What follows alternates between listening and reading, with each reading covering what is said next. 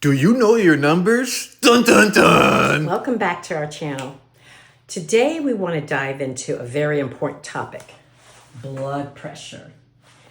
Do you know your numbers? Now, blood pressure, what is it? It is the amount of force that your blood is going up against is pounding up against your arteries.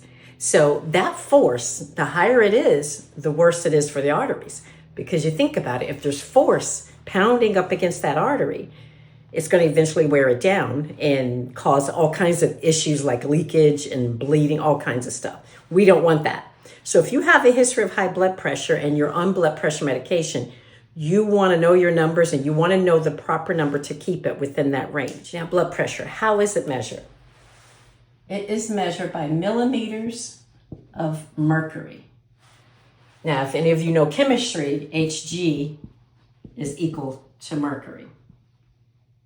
That's the chemical element. And this is just millimeters. So since it's measured in millimeters of mercury, there are numbers. So what are those numbers? You have your systolic and your diastolic. All right? Systolic over diastolic. Millimeters of mercury is a unit of measurement.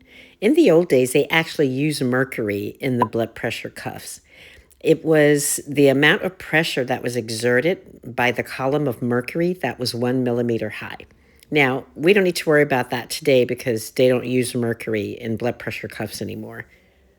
Now, although these modern devices no longer contain the mercury, the unit of measurement remains the same. The blood pressure is still read using two measurements, the systolic pressure and the diastolic pressure.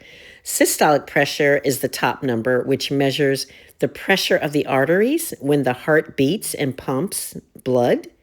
The diastolic pressure is the bottom number, and that just measures the pressure in the arteries when the heart is at rest between the beats, the heartbeats. The arteries are important here because they are actually the blood vessels that carry blood away from the heart to the rest of the body. And the force of the blood against the arterial walls is what is measured in blood pressure readings. So you want to keep that as low as possible to keep that pressure down. So let's just say, for example, if your blood pressure is 140 over 90, that's not a good blood pressure, by the way. We want to keep our numbers below that. Anything over 140 and over 190, that's hypertension. You got to keep an eye on that.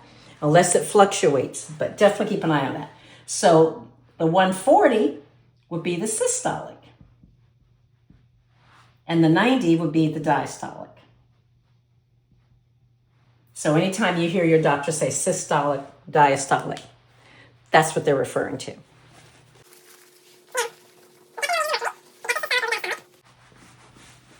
How do you like that? My mask from today. It was a mask that I had pulled off when I got in the car from work and put it in my bag. And I was like, okay, that'll be my eraser because I can't find my eraser. So we want to keep the blood pressure below 140 over 90. Keep that below that, okay?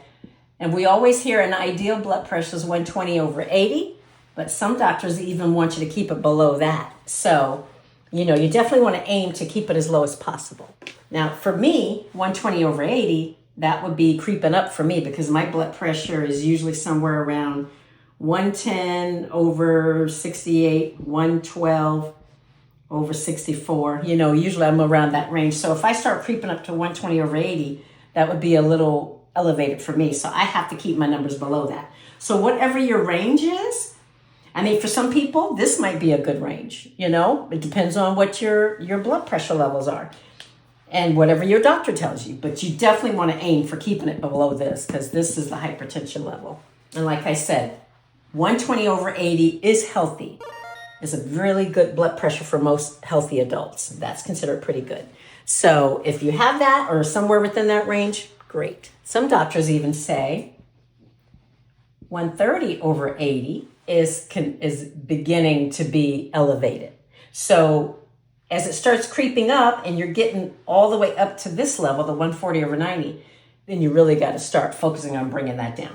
But definitely this is cause for concern as it started creeping up. Like if I started being 130/80 from here, my doctor would be concerned because that's not normal for me. Okay, so just like I say, I always tell you, know your numbers, because if you stay on top of your blood pressure, as soon as it starts creeping up, you'll know the difference.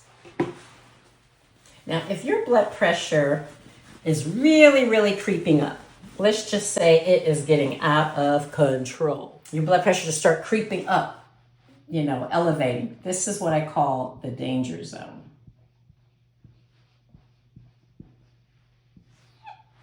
Okay, consistently blood pressure over 180, let's say 180/90 or 180/100, anywhere like that, even 170. Anywhere in those range that start creeping up, these are the danger zones. 180/90, 180/100, definitely the danger zone. Now, where you're going to get into problems, it's a hypertensive crisis. What's the hypertensive crisis? Hypertensive crisis is 180/120. Lord have mercy. That's all I can say. That's a scary blood pressure. That's definitely a danger zone. That is lights and sirens, red light, hypertensive crisis. Yeah. You got to stay on top of that, because this is where you're coming into the stroke-like blood pressure. You know what I'm saying? You may not even have stroke-like symptoms at this point, but you definitely want to be on top of that. That is definitely the danger zone.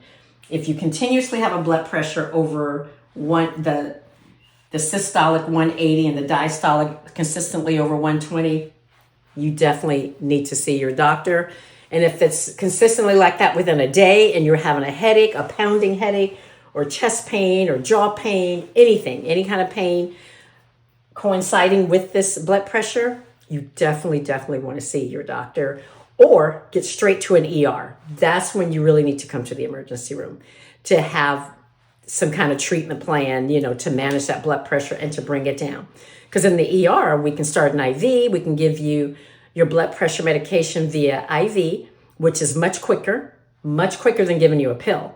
If you take a pill at home and you're on blood pressure medication, and especially if you're taking your medication and it's still consistently high, you need to come to the ER.